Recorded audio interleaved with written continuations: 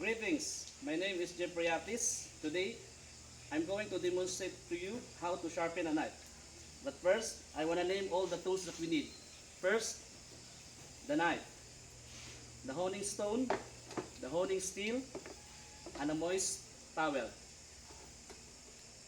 But before I proceed, I want to name the parts of a knife. First is the butt, the handle, the tongue, the bolster, the spine, the heel, the edge, the tip, and the point. To start, we need to place a moist towel first, and then we need to place the honing stone in a flat surface to avoid circular motion. Starting with the rough core or rough side. To heel to tip, 5 to 10 times in 10 to 15 degrees angle.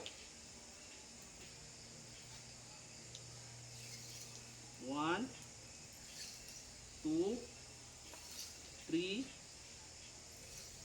4, 5, 6, 7, 8, 9, 10. And then we need to reverse it to the other side using the same procedure. Heel to tip, 5 to 10 times, 10 to 15 degrees angle. And make sure you have a consistent angle. 1, 2, 3, 4, 5, 6, 7, 8, 9, 10. Now we finish to use the rough side. Now we need to use the fine side. The same procedure, heel to tip, 5 to 10 times in 10 to 15 degrees angle. 1, 2, 3, 4, 5, 6, 7, 8, 9, 10.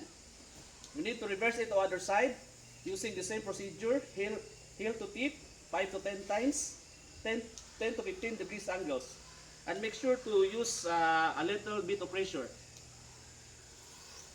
1, 2, 3, 4, 5, 6, 7, 8, 9,